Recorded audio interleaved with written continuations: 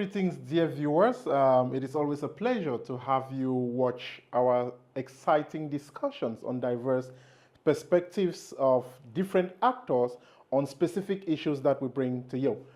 The session today will actually focus on exploring or digging deeper into indigenous knowledge and why that is important for the work of civil society.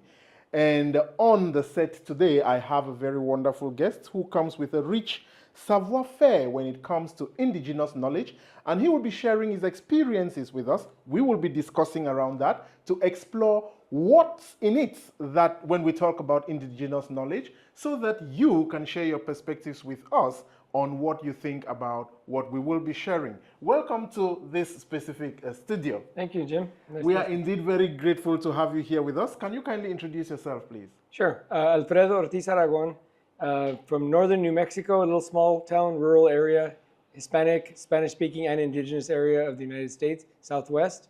I live in San Antonio, Texas, and I'm a professor at the University of the Incarnate Word in San Antonio, which is the largest Catholic university in Texas.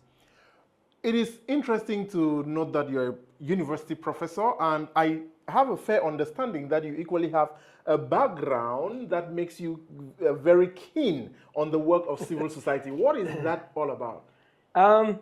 I think like a lot of people, it's just that mine is more obvious.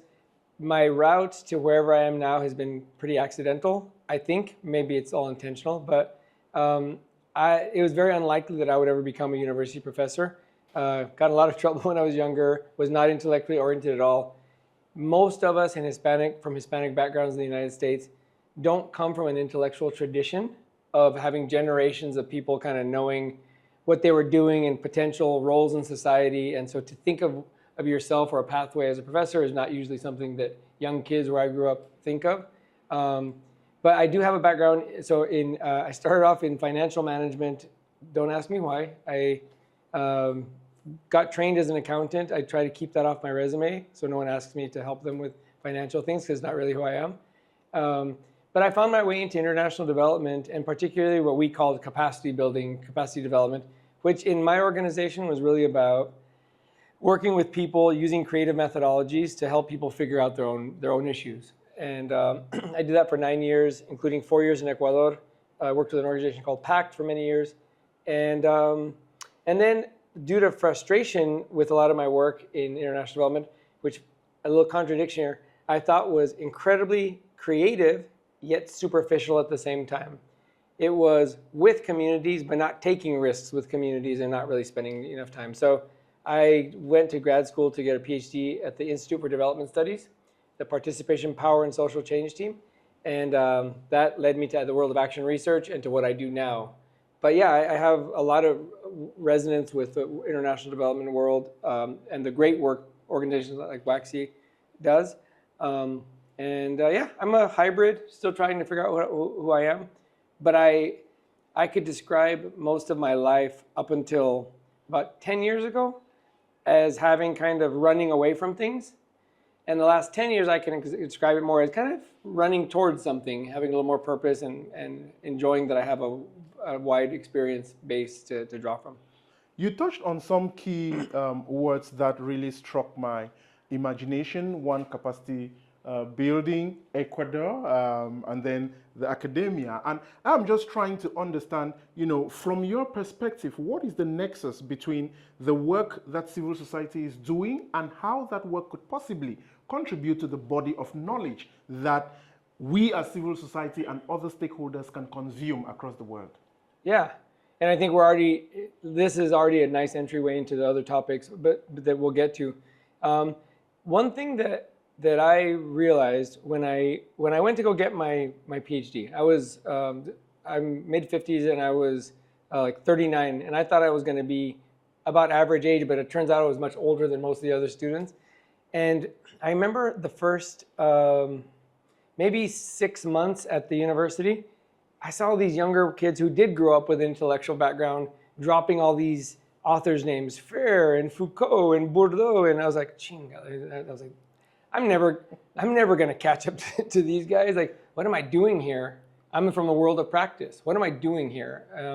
And I struggled trying to figure out, can I be part of an academic identity at all?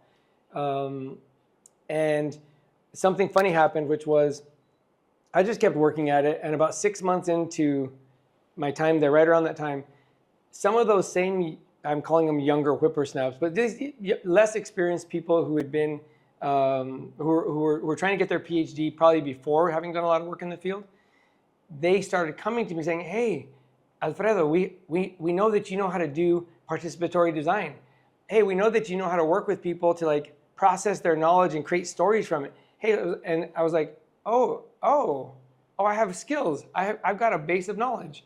I've got something to start from that these folks see in me. They're intimidated by my knowledge, just like I was intimidated by their knowledge.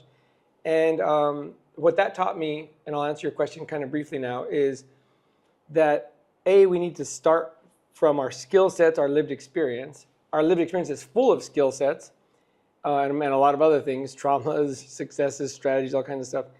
And if you start from that base, you have a ton to offer, and you need to add those other components onto that, not try to translate them into that world. And one example of that is, because I did so much creative facilitation design work, just like you, I know you've done, I was like, wait a second, in all of these ways that we work with people in this thing called action research, that is, you do research, you learn something, and then you design actions to help people, different communities in participatory ways.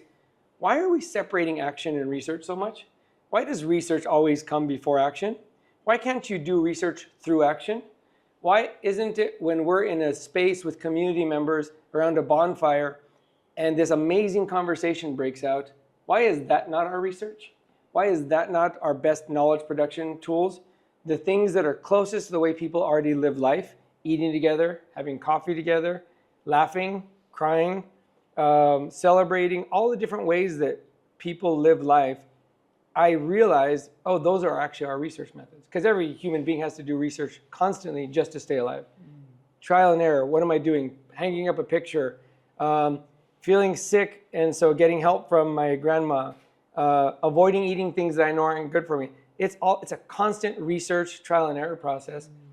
Humans already know how to do research. So why are we separating research as this unattainable thing that only experts can do, when in a lot of the work that we have been fortunate to be exposed to and be part of, we co-generate the most rich, culturally rich, vibrant, and powerful knowledge in everyday work with people. I think we need to turn that into our research base. And that helped. I could do that because, I wasn't good at it, but I knew I could try to do that and make that my specialty, because I didn't believe in a research first model in the first place. The downside of not having had a research background, intellectual background, is I was kind of in a little bit of a deficit in being able to understand certain things. The positive part of it is, like, I didn't believe in their systems. I wasn't trained in it. I didn't have that worldview, so I don't feel bound to follow it either. And that allows me to talk a little more trash and try to innovate along the margins. It's quite interesting what you're sharing, and I really appreciate the fact that you point to some of the ways civil society actors do their work, bonfire, community engagement. Yet that has not been validated as a possible means of research, if we can put it that way. And from your experience and the wide appreciation that you have for the work of civil society, what can we as civil society actors start doing to ensure that these deeply entrenched practices that contribute to knowledge in one way or the other can start being recognized by different instances or institutions that somewhat have that mandate to validate research processes? I would say in 3 ways. And I'll say the 3, and then I'll explain each briefly. One way is by using that knowledge more often. I'll come back to that. A second way is by redefining the purpose of research to align with a lot of other traditions that already exist out there, from the community-based research world, the participatory research world, and the action research world, participatory action research, and the qualitative research world to some degree, that have already done incredible epistemological, forgive the word, and ontological battles around what is reality, and how can we know about reality, or what are realities and how can we know about realities. We need to stop building our frameworks on a positivist science that doesn't see the world in this way in the first place. So that's the second one. Let me just go with those two. So I'll start. I already know I already kind of went in a little bit of detail on the second one, but I'll go back to the first one. The first one on using the knowledge.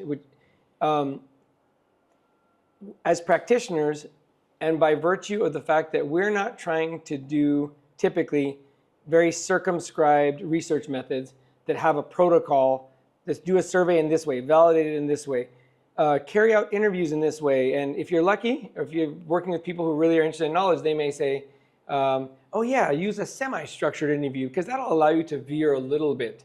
But there's very different ways of thinking about research. So there's this really cool kind of a framework of thinking about researcher as mining or researcher as traveling. Researcher as mining is like, we know there's a store of knowledge somewhere, and we just need the right tools to not blow up the mountain and get to that goal or to get to that thing directly. And so the process is just to find a knowledge that already exists and extract it correctly. That's traditional science. The traveling model is like, I'm trying to learn about the world in ways that are useful to me and others. And so I'm going to wander around. I'm going to talk to Jim. I'm going to hang out in different places. I'm going to ask and see if I can add value in some way. And I'm going to use the tools I need and create them with people, and I know you do that, to create knowledge for our own use, for our own benefit. And that allows me to see knowledge creation as creation, not extraction, as I'm not going to collect data, I'm going to generate data, or I'm going to co-generate data. And it just frees the ways we can think about things. But the problem is, as practitioners and within these organizations that are so busy with so many things going on all at the same time, we don't have time to reflect. We don't have time to get the community around the table and say, wow, an amazing conversation just broke out. What do we think about that? What are we talking about here? Can we record this, for our own use? And then, sorry, I keep hitting this. And then go to a point where we say, okay, what are we learning about what we're talking about? How can we use this to decide what we do next? So finding a way to use the ongoing knowledge generation process that happens constantly, solidify it a little bit more, make it more usable and visible and tangible, and then stubbornly insist on using it, revisiting it. And then that ties to the idea of redefine that the purpose of knowledge generation is for action. Knowledge is generated through action, and its purpose is for action. So we're going to stop elevating it as this academic gods holding on this store of knowledge that somehow is going to find its way down to being useful. No, its purpose is to be useful right now to help address the sicknesses that are being caused in this community around sanitation, or to improve the diet, or to, in San Antonio, Texas, where I live, to help kids figure out that their cultural diet is not the junk that they're eating in the traditional American diet. We can generate knowledge with people right now for their purpose, and that is the purpose of it. We don't need to wait till a research report comes out, and then we hope that somehow it's going to get down and be taken up by someone. Those reports are useful when they're taken up, but that's not the only way to do knowledge generation. And nonprofits and civil society actors more broadly could do a much better job of learning some light research skills to turn the everyday knowledge they generate with people into usable knowledge that informs action. I like when you hinge it to learning some of these research skills, and sometimes it brings me to the appreciation that some people may have that phobia. When we say research, there is like, I can't carry out research, it's not my field, it's not my specialization, I don't have a certificate to carry out research or a qualification to be a researcher. And these are some of the mind blocks that may prevent some civil society actors from contributing to the knowledge mining or knowledge generation process more broadly. In your view, what are some of the tips that you can share with busy civil society actors across the globe, particularly those in West Africa, who, despite their busy schedules, are great points or ports of knowledge, and they can tap into that wealth of experience, wealth of knowledge to inspire their work further, inspire the work of their organizations, and inspire society more broadly. Yet they see or have some barriers that prevent them from, engaging in this knowledge mining process. So what are some of those basic tips that you think, our viewers can consider that could stimulate that interest and make many more busy civil society practitioners to become knowledge generators in the near future? Nice. I love that question. I'm going to answer your question, and I just want to tell people that my answer to this question directly applies to community members. There's not a special class of people that is more capable of generating knowledge from their experience and using it. There's just people that have more access to that way of working. But I do think that the privileged group of people, and by privilege I don't mean necessarily economically privileged, but people who are in the privileged space of being able to work with each other, learn skills and tools, and sometimes represent communities and work with communities to try to change the world with them. They're in an ideal place because of their ability to be in multiple contexts and learn across experiences. And the tips I would give, many of which are probably going to sound like things that everyone already knows. Go to the popular education toolbox. Go to the adult learning toolbox. Start with the idea that people know. They know. They're not always able to express what they know so well. So the toolbox then needs to become about how do you help people express what they know? And that comes down to matching the methods you use to how people know the world. I'm probably going to regret this example, but when you do stream fishing, I'm not good at much types of stream fishing like fly fishing and that, but I'm pretty good at like bait fishing with worms in the high mountain areas of northern New Mexico where I'm from. They're little streams, and we fish for trout. And then there's a non-native trout and a native trout, and the native trout's harder to catch than the non-native one. It's like the non-native trout are like country fish in the city. And but one thing that you learn if you want to be a decent fisherman, and I'm guessing some of you are decent fishermen as well, or fisherwomen, fisher people, is you have to pay attention to the habitat. You have to pay attention to how are those fish already living? What direction do they swim in? What are their likes and dislikes? Where do they go party? Where do they hang out when they're tired? They stay out of the current. Which way are they facing? Oh, they're facing upstream. I always assume they're facing downstream because that's easier. No, they're facing upstream so they can stay balanced. Learning some of those things makes you approach the job very differently. So again, the example, moving that to humans, which again, I apologize in advance for using a fish example to explain something with humans. But if people know how to share stories around coffee, if they wax poetic when they're walking through the field and talking about things together, if they have the most interesting insights in the world when they're cooking up their favorite dish, then find ways to incorporate those ways of knowing into your work. It's worthwhile. It doesn't have to be extractive. Over time, you're building relationships with people, and more, they're becoming more aware of what they know, and they're more willing to share it, and you can create a culture of knowledge sharing where people become more confident in that their story matters. One thing that's really important, though, to me, and this is like a little micro practice, maybe I'll just show really quickly this one cartoon.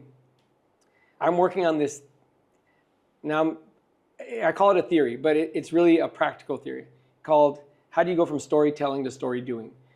And it's to answer your question, basically, which is how do you help people realize that they have a story, their experience is really important and rich, could be tied to anything, to, in this case, it's breastfeeding women and how their understandings of breastfeeding can educate other women.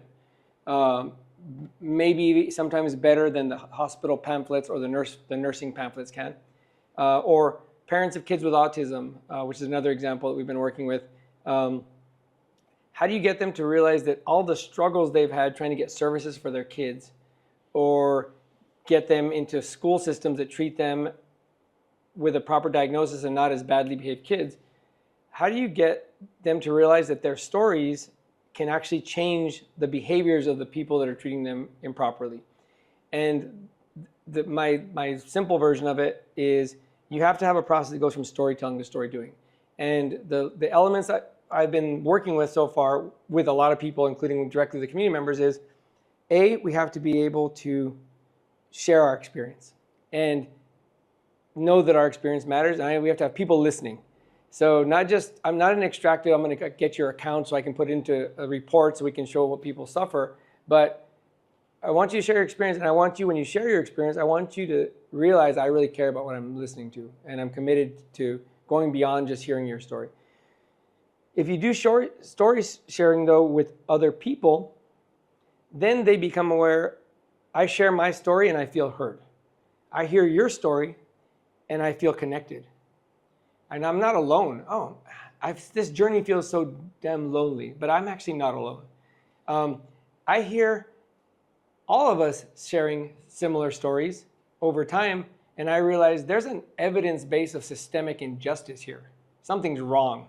This is not just my experience and your experience. I don't just feel heard and connected. I feel a little bit angry because this is not right if we're all going through this.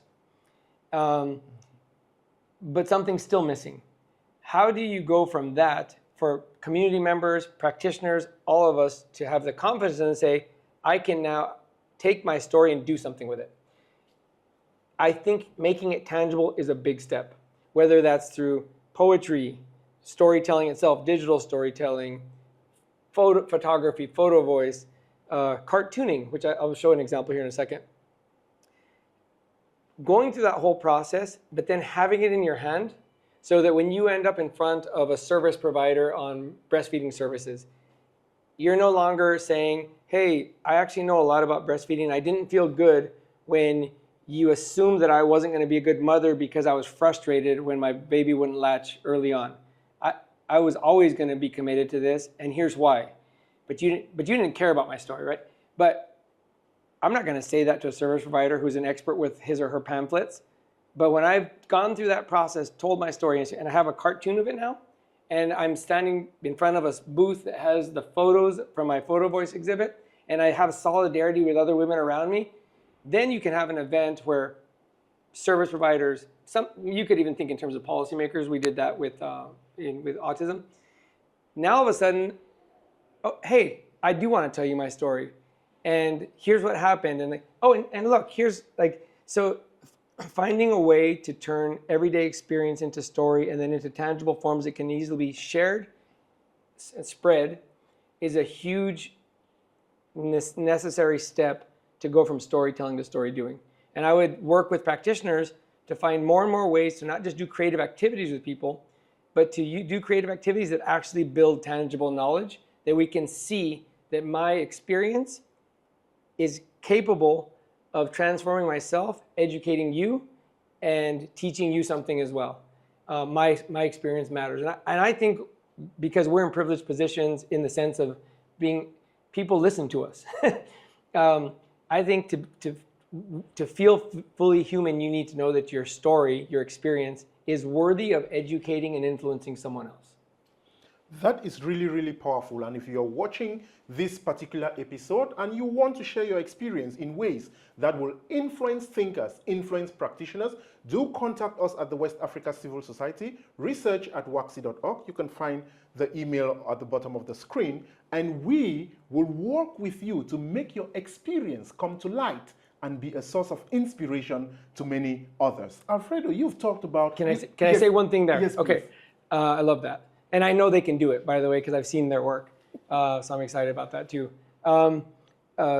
The second part of my story, which I didn't say earlier, is the other way to think about this is I'm not dismissing the importance of positivist science, of very restrictive ways of saying we need to find out how many people are suffering from this and doing a survey and validating. I'm not even playing that game. I'm just saying that's very helpful sometimes. What I am saying though is if you feel afraid to do some of the things that we're talking about here, know that this is not a new wave or narrow or rare practice. There's a big body of theory about this that goes back to Paulo Freire, Orlando Falsborda, the whole participatory research theories. There's so much theory out there from qualitative research, action research, and community-based research that explains why these ways of knowing are onto-epistemologically valid.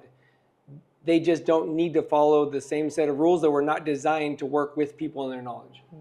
That precision is quite helpful. And you've talked about a cartoon that I'm quite curious to get a sense of what's in that cartoon and what our wonderful viewers can tap from that cartoon. So just give us a sec while we show this to you. Great.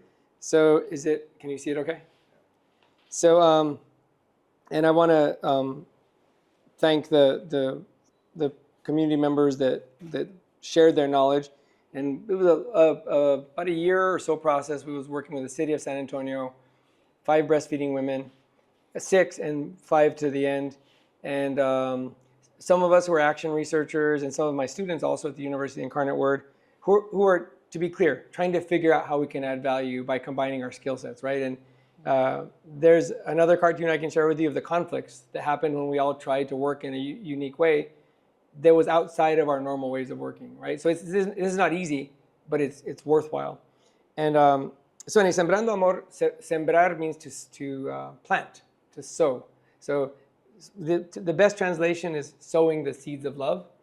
And the term Sembrando Amor came from this lady who is Afro-Honduran from Central America, but she was living in the United States in San Antonio. And she, in her cartoon, and we can share this cartoon, so I'll find a way to get it to WACSI. If people want to see the full cartoon, you can print it out as a little zine. As she was explaining her breastfeeding experience, she said, well, in my culture, and she's garifuna, I think is the term, I have to breastfeed my child because child, mother, and grandmother are one. There's not 3 different beings. It's one. Now, I understand that's a very maternalistic responsibility only. She talks about other things too, about males' roles, including her grandfather, in not shaming breastfeeding, which is a huge problem in the United States because of these ultra-conservative values and hypersexualization of everything that's natural, like breastfeeding. But so men do play a role. But in this case, this is just part of their philosophy. We're the same thing. So how could I not, if I don't breastfeed my child, I'm not keeping myself or my mother alive either. It's one. So I thought that was powerful. But so we named it after her. Dar leche es sembrar amor. So that was her term. So we named the zine that way with her permission. And the zine that's her. The zine just kind of tells her story. And we did have a professional cartoonist who is also an action researcher, so he's very much a listener. He wasn't just a hired person, although that can work too. And so he was very empathetic and listening and re-listening, and we did storyboarding processes. And every human is capable of telling a story, but some skills are needed to narrow the story, to storyboard it sometimes, to decide what part of the story you're going to tell, all the things that do need some skills. So we did all that training, and we ended up with 6 different stories that are so beautiful and powerful that women want to read this more than a slick pamphlet. And the education is coming from other community members, not from experts. Not to substitute experts, but it's a different kind of knowledge that they're not getting otherwise, that's more easy to take in. And it includes cultural wisdom and other things that get stripped out of all the professional stuff. So that's just an example, but the example on why this is important, I already gave earlier, which was we had events where they had their cartoon and printed behind them. They had all these pictures from a photo voice process, and they had spent enough time together sharing what they want to share that they were able to kind of confidently say, yeah, this is my story, and you need to pay more attention to this. You need to quit pressuring us to go to formula when we don't want that. So, yeah. Sembrado Amoro of research. That is what I've gathered from that cartoon. And we should plant the seeds of love for research, for knowledge capture, knowledge documentation, knowledge sharing, and knowledge use, because that will not only valorize the work that we are doing, but most importantly, contribute in shaping society towards the direction, the beautiful direction that we are all aiming towards. Thank you very much, Alfredo, for joining us for this wonderful conversation. We hope you enjoyed it. What are your thoughts about these discussions? What lesson, topic did you get from this conversation? Feel free to share in the comment section. And if you want us to touch on another session or another topic of interest to you, don't hesitate to share with us. And it will be our pleasure at the West Africa Civil Society Institute to bring guests who can address those topical issues that matter the most to you. Thank you for now, and see you in our next episode. Bye-bye. Gracias, señor. A ti.